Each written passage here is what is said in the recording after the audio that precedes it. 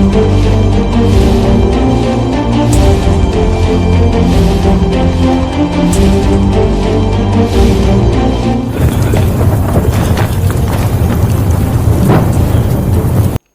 Corona, ఇప్పుడు భారతదేశాన్ని కానీ ప్రపంచ దేశాలను కానీ కుదిపేస్తున్న కరోనా ఖచ్చితంగా యేసు రెండవ రాకడకి ఒక ప్రధానమైన సూచన. కన్ఫామ్ రెండవసారి ఈ లోకానికి త్వరగా రాబోతున్న యేసు మహారాజుకే జై. 14వ తారీఖు సాయంత్రం కుక్క కరుణాకర్ సుగుణాగాడు ఒక వీడియో పోస్ట్ చేశాడు. ఆ పోస్ట్లో ఒళ్ళు బలిసిన పూజారి అమ్మవారి గుళ్ళో ఏదో చేశాడు అన్నట్టు యేసు మీద, యేసు రాకడ మీద, పాస్టర్ల మీద కుక్క మురిగినట్టుగా మురిగాడు. అంటే రెండవ రాకడలో జడ్జిమెంట్లో ఈ శిక్షలు ఉంటాయి. మరి ఇప్పుడే అసలు రెండవ రాకడ రాకముందే ఇలా వైరస్లతో, భూకంపాలతో, ప్రకృతి విపత్తులతో కొంతమందిని చంపేస్తే మరి రెండో రాకడ అవసరం ఉంది అసలు? ఇంకా అప్పుడు వచ్చి ఏం చేస్తాడు? ఆకులు బిగుతాడా? చెట్లు ఆకులు బిగుతాడా? కరుణాకర్ సుగుణాగాడు, కుక్క కరుణాకర్ సుగుణాగాడు అలా ఇష్టం వచ్చినట్టు బ్యాలెన్స్ తప్పి బూతులతోటి, ఘోరమైన వ్యాఖ్యలతోటి నిన్న వీడియో చేయడానికి కారణం ఏంటంటే, దాదాపు లాస్ట్ వీక్ అంతా వాడు తీసి రేపు ఆదివారం రిలీజ్ చేయబోతున్న తండ్రి కూతురు ఓ పాస్టర్ అనే సినిమాలో కిరాయి తీసుకొని యాక్షన్ చేసి వెళ్ళిన శ్రీలక్ష్మిని కూర్చోబెట్టి ఇంటర్వ్యూలో బైబిల్ అవమానించాడు. అందుకని నేను, నాతో పాటు నా క్రీస్తు సైనికులు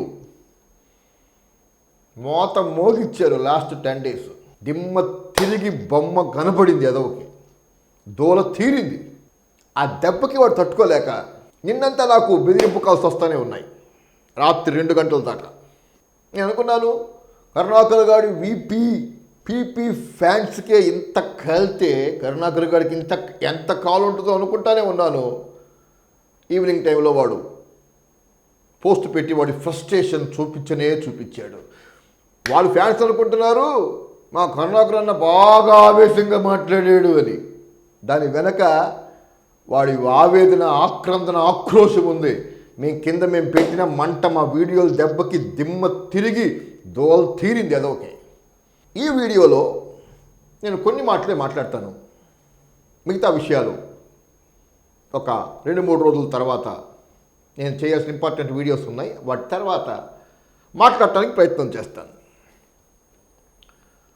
కరోనా టైంలో 100 రోజుల్లో 100 మంది పాస్టర్స్ చచ్చిపోయారు కరోనాతోటని మా పాస్టర్సే కొంతమంది పోస్టులు పెట్టారు. ఏదైనా విషయానికి మేకప్ వేసి కల్పించి చెప్పకపోతే కరుణాకర్ సుగుణాగాడికి కడుపులో తపన ఆగదు. వాడు 100 మందిని 150 మందిని చేసి 150 మంది పాస్టర్లు చచ్చిపోయారు. కరోనా గురించి ఆ పాస్టర్లు అప్పుడు అలా మాట్లాడారు, ఇప్పుడు ఇలా మాట్లాడాడని వీడియో డిస్ప్లే చేసి పెద్ద డ్రామా ఆడాడు. మీ పాస్టర్లందరూ తిరుమల వెంకటేశ్వర దగ్గరికి వెళ్ళి పొర్లు దండాలు పెడుతూ ప్రదక్షిణలు చేసి గుండు కొట్టించుకోండి, అప్పుడు ఈ వైరస్ తప్పకుండా తగ్గిపోతుంది అని చెప్పి మనం కూడా చెప్పడం జరిగింది. అయితే ప్రజెంట్ సిచ్యువేషన్ చూస్తే ఈ వైరస్ కి ఎక్కువగా బలవుతున్నది ఎవరు అని అంటే పాస్టర్లు. చాలా మంది పాస్టర్లు చచ్చిపోయారండి. సుమారుగా తెలుగు రాష్ట్రాల్లో ఉన్న అధికారిక లెక్కల ప్రకారమే, అందుతున్నటువంటి వివరాల ప్రకారం ఒక 150 నుంచి 200 మంది పాస్టర్లు చచ్చిపోయినట్లుగా వివరాలు వస్తున్నాయి. వీటి గురించినటువంటి వివరాలని పాస్టర్లే వాళ్ళ యొక్క యూట్యూబ్ ఛానల్లో, టీవీ ఛానల్లో తెలియజేస్తూ ఉన్నారు. కరోనా తోటి పాస్టర్స్ చచ్చిపోయిన మాట వాస్తవమే. తిరుమల తిరుపతి దేవస్థానంలో ఎంతమంది పూజారులు చచ్చిపోయారు కరోనాతోటి. తిరుమల తిరుపతి దేవస్థానం మీద ఇప్పుడు బ్యాన్ లేదు, ప్రజలు అక్కడికి వెళ్ళొచ్చు. లక్షల మందితో కిటకిటలాడే తిరుమల తిరుపతి దేవస్థానం ఇప్పుడు జనం లేక వెలవెలబోతుంది. కారణం ఏంటి? కరోనా. శ్రీకాళహస్తి కానీ, విజయవాడ కనకదుర్గ టెంపుల్ కానీ, ఇంకా తెలుగు రాష్ట్రాల్లో ఎంతమంది పూజలు చచ్చిపోయారు. ఫస్ట్ వేవ్ తర్వాత భారతదేశం నుంచి వెళ్ళిపోతున్న కరోనాని కేకేసి వెనక్కి పిలిచి దేశాన్ని శవాల గుట్టగా చేసింది ఎవర్రా? కరుణాకర్ గారు. నీ దండుపేళం బ్యాచేగా 90 లక్షల మంది గ్యాదర్ అయిన కుంభమేళాకి పర్మిషన్ ఇచ్చి ఓ పక్క పెళ్లికి 50 మంది, సావుకి 20 మందే పర్మిషన్ అంట. 90 లక్షల మంది గుమ్మి కూడిన కుంభమేళాకి పర్మిషన్ ఇచ్చి కుంభమేళాకు వచ్చి గంగానదిలో మునగండి, కుంభమేళాకు వచ్చే వాళ్ళకి ఎవ్వరికి కరోనా రాదు అని యూపీ ముఖ్యమంత్రి రోగి ఒక మానసిక రోగి డైరెక్ట్గా ప్రకటన చేశాడు. అసలు ఆ కుంభమేళా నిర్వహించిన ఆ అఖండ కుంభమేళా నిర్వాహకుడు సన్నాసి ఆయన చచ్చిపోయాడు. సెంట్రల్ మినిస్టర్లు చాలామంది, బీజేపీ సెంట్రల్ మినిస్టర్లు చాలామంది, యూపీ ముఖ్యమంత్రి కుంభమేళాకు వస్తే కరోనా రాదు అని చెప్పి ప్రజల్ని ఆహ్వానించి కరోనాని అక్కడి నుంచి దేశమంతా స్ప్రెడ్ చేసింది ఎవరు? ఇప్పుడు మీడియా కూడా కూస్తుంది అదే కదా. కరోనా గురించి అప్పుడు అలా మాట్లాడారు, ఇప్పుడు ఇలా మాట్లాడారు అని పాస్టర్ల గురించి మాట్లాడుతున్నావు. అసలు కరోనా వ్యాప్తి చెందడానికి కారణం ఎవర్రా? దేశం శవాల గుట్టయిందే. సావు కేకలతోటి, ఆర్తనాదాలతోటి భారతదేశం సర్వనాశనం అయిపోతుంది. దాని గురించి మాట్లాడకుండా పాస్టర్లు అలా మాట్లాడారు, ఇలా మాట్లాడాలంటే మాట్లాడతావేరా? లేకి కరుణాకర్గా.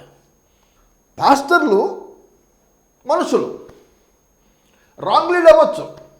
అప్పుడు అలా మాట్లాడారు, ఇప్పుడు ఇలా మాట్లాడారు. మనుషులు మారుతారు. దేవుడి వాక్యం మాత్రం మారదు, బైబిల్ గ్రంథం మాత్రం మారదు. ఇప్పుడు కరోనా, ఇప్పుడు భారతదేశాన్ని కానీ ప్రపంచ దేశాలను కానీ కుదిపేస్తున్న కరోనా ఖచ్చితంగా యేసు రెండవ రాకడకి ఒక ప్రధానమైన సూచన. కన్ఫామ్. లూకా సువార్త 21వ అధ్యాయం 11వ వచనంలో చాలా స్పష్టంగా యేసు చెప్పాడు, కరువులు, భూకంపాలు, తెగుళ్ళు నా రాకడకి సూచనలని యేసు స్పష్టంగా చెప్పిన మాటలు బైబిల్లో రాయబడ్డాయి. ఎప్పుడైనా ఈ బోధ మారదో. కరోనా తప్పకుండా యేసయ్య రెండవ రాకడకు ఒక సూచన. కుక్క కరుణాకర్ సుగుణాగాడికి యేసు రెండవ రాకడ మీద వీడు వాగినందుకు వాడికి కౌంటర్ ఇస్తా. నేను ఒక 20 రోజుల కిందట అటు ఇటుగా ఒక వీడియో మాట్లాడాను. ఆ వీడియోలో త్వరలో యెరూషలేములో ఉన్న డోమ్ ఆఫ్ ద రాక్, దాన్ని ఆలాక్స్ అని కూడా పిలుస్తారు, ఆ మసీదుని ఇజ్రాయేల్ ఆక్రమించుకుంటారు. దాన్ని పడగొట్టి దాని స్థానంలో మందిరాన్ని, యెహోవా మందిరాన్ని కడతారు. అప్పుడు పెద్ద వివాదం రేగిద్ది, యుద్ధాలు ప్రారంభమవుతాయి. అది 3వ ప్రపంచ యుద్ధానికి కూడా దారి తీయొచ్చు అని నేను ఎక్కడో చెప్పలేదు. కరుణాకర్ సుగుణాగాడికి కౌంటర్ ఇస్తా. యేసు రెండవ రాకడ ఫెయిల్ అవ్వలేదురా, హౌలే అంటూ కౌంటర్ ఇచ్చాను. డిస్క్రిప్షన్లో ఆ వీడియో లింక్ పెడతాను, చూడండి. నేను ఆ వీడియో మాట్లాడుతున్నప్పుడు అంత ప్రశాంతంగా ఉంది. ఇప్పుడు అసలు అందరూ ఆశ్చర్యపడుతున్నారు. హఠాత్తుగా పాలస్తీనాలో మందిరాన్ని, మసీదు గురించిన ఈ వివాదం ఎలా రేగింది అని. కారణం యేసు ప్రవచనాలు. నేను చెప్పిన సంఘటనలకి అంతకు ముందే ఎలాగ తెలిసినాయి అని చెప్పి ఆశ్చర్యపోతారు. వీడు యేసు రెండవ రాకడని అవమానిస్తా, పాస్టర్లు అలా చెప్పారు, పాస్టర్లు ఎలా చెప్పారు కరోనా గురించి, అది కరెక్ట్ కాదు, ఈశ్వరుడు ఎలా చెప్పాడని చెప్పి వాడు నోటికి వచ్చిన సోదంతా చెప్పాడు. ఈశ్వరుడు ప్రకృతిలో కొన్ని నియమాలు పెట్టాడు. ఆ నియమాలకి విరుద్ధంగా మనిషి ప్రవర్తించినప్పుడు, ప్రకృతి సమతుల్యత దెబ్బతిన్నప్పుడు దేవుడు స్పందించడు. దేవుడి దాకా అవసరం లేదు, ప్రకృతే ప్రతిస్పందిస్తుంది. అంటే తనని తాను రీసెట్ చేసుకుంటుంది. ఆ ప్రక్రియలో భాగంగా ఇలాంటి ప్రకృతి విపత్తులు లాంటివి సంభవిస్తూ ఉంటాయి. ఈశ్వరుడు కూడా ప్రకృతిలో కొన్ని నియమాలు పెట్టాడు, కొన్ని సాఫ్ట్వేర్లు పెట్టాడు. ఆ సాఫ్ట్వేర్లు, ఆ నియమాలు ప్రతిస్పందిస్తాయి. ఏ గ్రంథములో ఉంది, ఏ అధ్యాయంలో ఉంది, దాని రిఫరెన్స్ చెప్తాడేమని చెప్పి చూస్తే మళ్ళీ మామూలే. ఈ 10th ఫెయిల్ బుద్ధి ప్రతి వీడియోలో బయటపడతానే ఉంది. మేము చెప్పిన ప్రతి బైబిల్ వచనాలకి తప్పకుండా రిఫరెన్స్ చూపిస్తాం. ఒకవేళ నాతో పాటు క్రీస్తు సైనికులు ఈ మతోన్మదులతో పోరాడుతూ మా బైబిల్ గురించి విమర్శిస్తున్నారు, మీ గ్రంథాల్లో ఏముందిరా అని చెప్పి ఆ గ్రంథాలలో ఉన్న బూతు చెప్పిన రెఫరెన్స్తో పాటు స్క్రీన్ మీద కూడా స్పష్టంగా చూపిస్తున్నారు. మతోన్మాదులకి, కరుణాకర్ సుగుణాగాడి లాంటి అన్ఎడ్యుకేటెడ్ ఫెలోస్కి, చదువుకున్న పాస్టర్స్కి మధ్య తేడా ఇదే. ఆధారాలు తోపకుండా మేము మాట్లాడాం. వీడు ఏం పెట్టాడు? శివపురాణంలో పెట్టాడా, లేకపోతే ఇంకో గ్రంథంలో పెట్టాడా? రిఫరెన్సే లేదు. అసలు ఈ శివుడు చెప్పిన మాటలు కాదు, ఈశ్వరుడు చెప్పిన మాటలు కాదు, శాస్త్రజ్ఞులు చెప్పిన మాటలు. భౌగోళిక శాస్త్రజ్ఞులు ఈ ప్రకృతికి మనం చేయాల్సిన విధంగా చేయకపోతే, హాని చేస్తే అదే రివర్స్ అవుతుంది. ప్రళయాల రూపంలో, భూకంపాల రూపంలో, తెగుళ్ళ రూపంలో అవుతుందని శాస్త్రజ్ఞులు చెప్పిన మాటని ఈశ్వరుడు చెప్పాడు అంటూ అమాయక హిందూ సోదరుల్ని దారుణంగా మోసం చేసి రక్తం తాగినట్టు వాళ్ళ విరాళాల రూపంలో వాళ్ళ రక్తం తాగుతున్నాడు ఈ ఆన్లైన్ బెగ్గర్ ముష్టి వెధవ. నేను ఎప్పుడూ వాడి కింద కామెంట్స్ చదవను, ఒకటి తప్ప. ఈ రిఫరెన్స్ అడుగుతారేమో ఎవడన్నా, విజ్ఞత కలిగిన వాళ్ళు ఉంటారు కదా. కరుణాకర్ సుగుణాగాడి ఫ్యాన్స్లో వీపీలు పీపీలు ఎక్కువ మంది. ఒక్కళ్ళన్నా విజ్ఞత కలిగి ఈశ్వరుడు చెప్పిన ఆ మాట ఏ గ్రంథంలో ఉందో చెప్పు అని కామెంట్ పెడతారేమోనని చెప్పి చూస్తే ఒక్కడు కూడా పెట్టలా. నాకేమర్థమవుతుందంటే వీళ్ళందరూ సైకోలు, శాడిస్టులు.